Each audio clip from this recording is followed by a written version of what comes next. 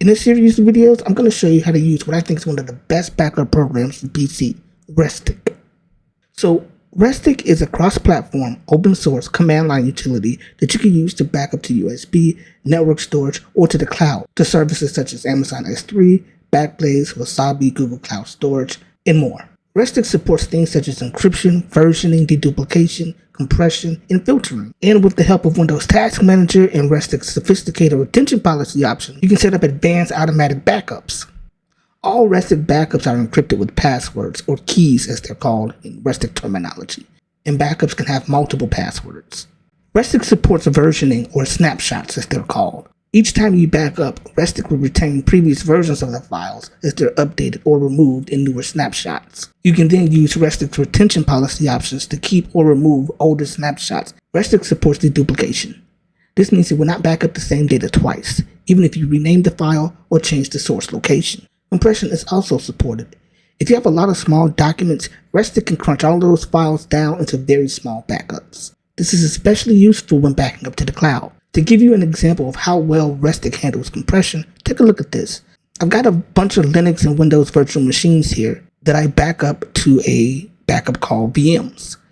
If I look at the stats of this backup, it's got an uncompressed size of 200 gigs, but inside the backup itself is actually 115 gigs.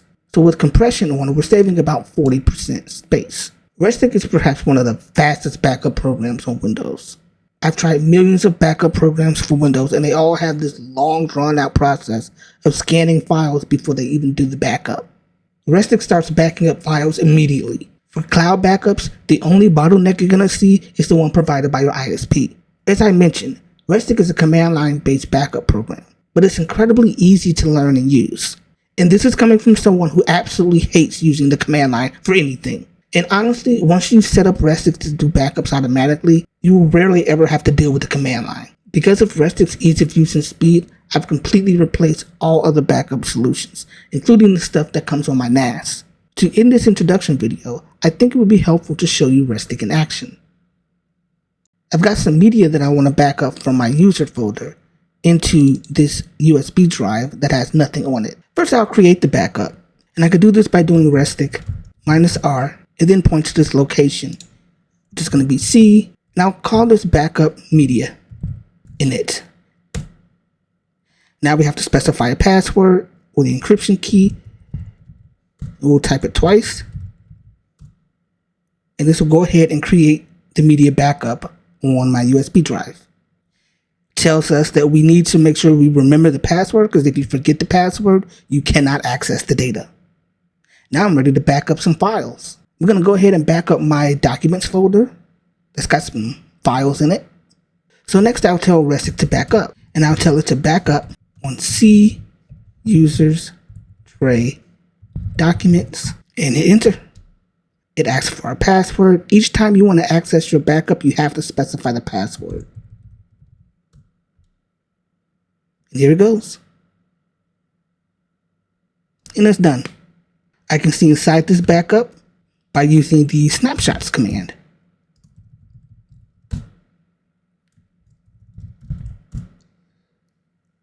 And I see I have a single snapshot. If I want to look inside, see the files, I could do ls on my latest snapshot. And it has all the files. I'm going to go ahead and now delete the user guides folder so I can show you how easy it is to restore. The first thing I'll do is run ls again on my latest snapshot so I can copy the path of the folder that I want to restore. Restic is case sensitive, so you want to make sure that the path is perfect. We'll copy that.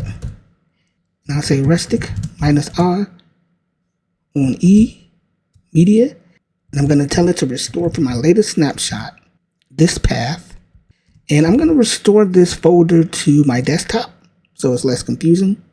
And I'll point to C, users, tray, desktop.